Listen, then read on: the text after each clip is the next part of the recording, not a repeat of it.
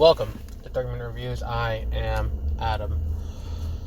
So, let's see. Let's talk about Disney Plus and Mulan. So, quick sum up for everyone. We can know where we are. Mulan was supposed to come out in March. Then the coronavirus happened and it got indefinitely postponed. Pushed back to July, pushed back to late August. And then they're like, fuck it. We're going all the way to September. Internationally, in North America, you can still get it on, on Disney Plus for $29.99. Eventually, it will be on Disney Plus in full, I believe. But as of right now, it's on Disney Plus. It's on Disney Plus. When it comes out next month, September 4th, I think it is. It's going to be on Disney Plus for $29.99 as a premier tier access. Now, here's the thing. There's a lot of speculation what this is going to happen with other movies. This is going to happen with the New Mutants. This is going to happen with Black Widow. This is going to happen with, I feel like there was another one, Soul. Hasn't seen much speculation on Soul yet, but Soul's only 2 weeks after Black Widow. And this is a multifaceted decision that was made, and that's what we have to really look at. And first of all, let's stop with the disingenuous, they're price gouging because they had a terrible earnings report. Yes, they had a terrible earnings report. Yes, this is a little steep to pay for a streaming movie. But, from what I've read, it will be available forever once you buy it. So it's the same as paying for you're paying the same price as a 4K Blu-ray for the digital. That said, would I have paid $39.99 for a 4K Blu-ray of this movie? Probably not. I haven't seen it yet, but, I didn't pay... I liked Aladdin. I didn't like it enough to buy the 4K Blu-ray of it. I was fine with The Lion King. Didn't like it enough to buy a 4K Blu-ray of. Still have not watched Cinderella or, what was the other one? Cinderella or Beauty and the Beast. But they're not something I would go out of my way to buy a 4K Blu-ray of. Eventually I'll watch it on Disney Plus, but I'm not going to pay $30 for 4K Blu-ray. If they had the 4K Blu-ray on sale on Black Friday for $15, maybe. But I wouldn't go above and beyond to pay that price for it. So, the question now becomes, what degree of permeation is going to exist with this movie? And for Black Widow and for all of that, you have to look a little bit deeper than just, what's going to happen here. And this movie is really going to set the bar in that regard. Because here's the thing. The movie is still coming out in theaters internationally. Which, for a movie like Mulan, is a huge deal. It was going to make a ton of money abroad. And the internet, as it has been recently, the international box office, save for a few exceptions, doesn't matter as much as the international box office. They make most of the money from the international box office. There have been exceptions to this rule. Black Panther did $700 million, or close to $700 million, or just over $700 million, somewhere in the ballpark of $700 million. Over $1 billion of Star Wars: The Force Awakens was it set the record for the domestic box office. The Force Awakens doing over $1 billion. So, really, there is no reason why we should expect the North American box office to be the be-all and end-all of how we do things. So, if we're going to sit here and look at it that way, then this makes sense. This is a good decision. Who it doesn't help is the exhibitors, who have been waiting for a movie to put into theaters, that way they can make back their money. And these movies, for North American distributors, do make a considerable amount of money.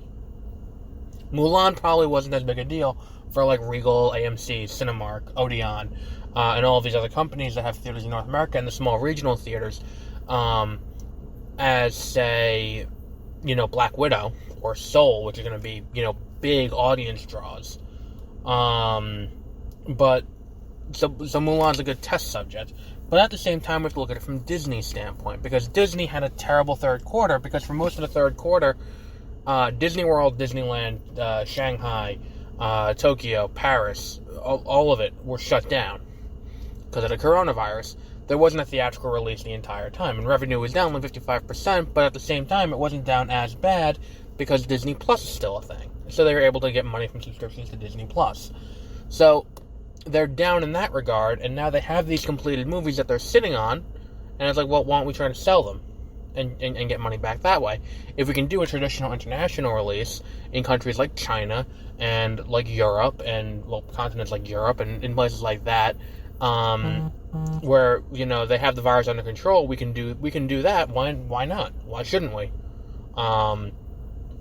So I think that what's going to happen, though, is there's kind of a cost benefit you have to do, and keeping in consideration that two of the largest markets are still they don't have movie theaters open at all, and in the markets where they are open, they're at half capacity. Well, I mean, that's the thing, is like nationwide, Regal, AMC, those are the two biggest ones in North America. Those are closed nationwide. When they reopen, they're not going to do a regional thing where it's like, oh, if you live in Kansas or you live in Texas or you live in Montana or something like that. Well, not even Texas. Texas is a huge spike right now. But if you live in one of the other states and where there isn't that big of a spike, you can pack more people into the theater. That's not going to happen. They're going to do a nationwide policy because it's just easier to implement then.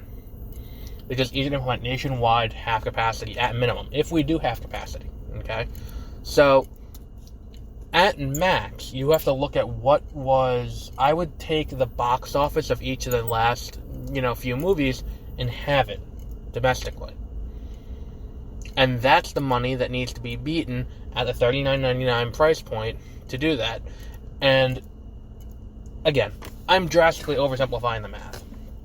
Because let's use Ant-Man and the Wasp for an example, where it made like a meager $200 million at the box office, to the point where if an eighth, or if a quarter of all Disney Plus accounts in North America buy Mulan, it will have made more money than Ant-Man and the Wasp did domestically in theaters over its entire theatrical run. And like that's a question they need to look at now, and they need to really weigh. And it's like, well, do we do that? Do we take that loss? And it's like if a quarter of all accounts buy it, it beats it before having it. A movie like Black Widow, I would assume, would do somewhere between the domestic of Iron Man 3, accounted for inflation because that was 7 years ago. Somewhere between Iron Man 3 and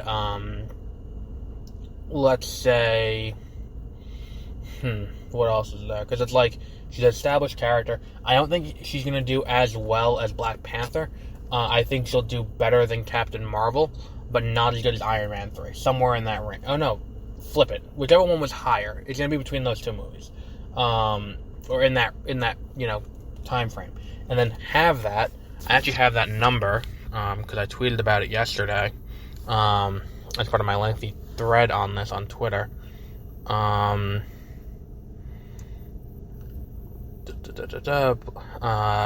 Captain Marvel made $358 million domestic box office. So if we have that, that's 150, 175, 179 million.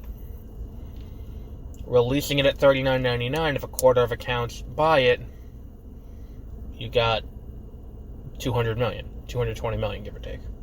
Again, that's oversimplifying because there's also, you gotta look at distribution fees, you gotta look at, that's not really a thing because it's only gonna be on Disney Plus, but you still have the server space and, all of that. It's I could see it happening, but the issue is not Disney doing it, because at this point, if it weren't for the fact that the theaters were in such dire straits, if the theaters weren't an option, in a heartbeat, Disney would do it. But Disney doesn't want the bad press of saying, screw the theaters, we're doing this on our own. At this point, that it can only serve to hurt them in the long run, we're saying screw the theaters and doing this. And then the theaters won't want to carry the movies, because at the end of the day, when everything's back to normal, end of this year, early next year, whenever, because even Canada's saying now we could see social distancing and masks and all that in place for 2 to 3 years, when everything is back to normal, when that finally happens,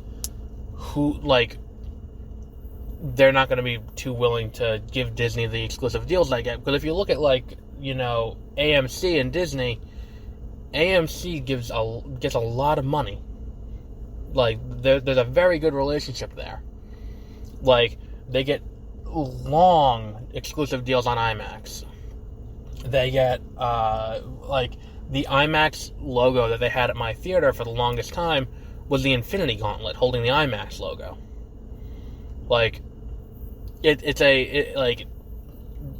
There's a long and proud partnership with these companies, and they don't want to potentially throw that away just to, to make a quick buck now to kind of straighten out the balance sheets.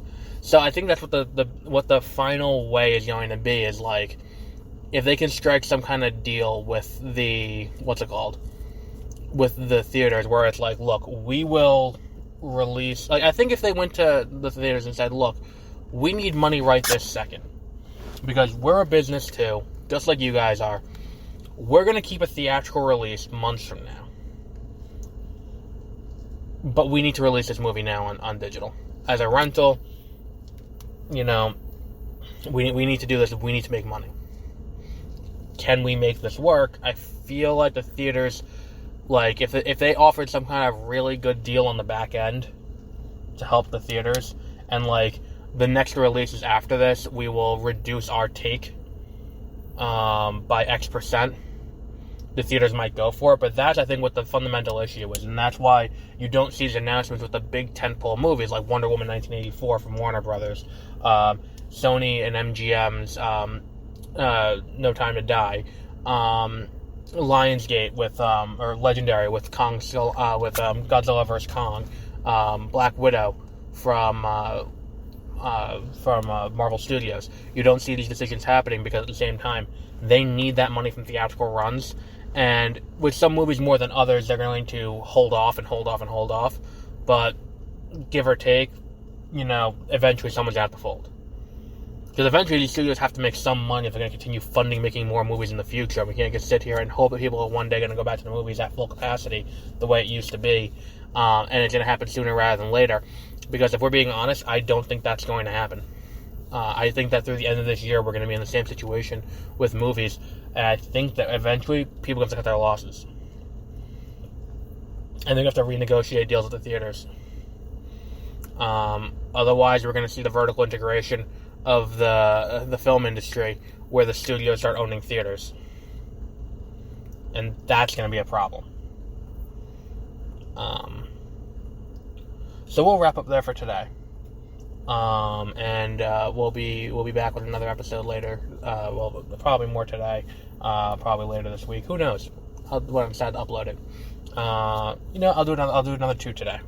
So until then, have a great rest of your day, and we'll be back with an episode about Muppets now on Disney Plus, and we'll have an episode about The Rocketeer and Stargirl Season 1, Episode 3. So have a great rest of your day.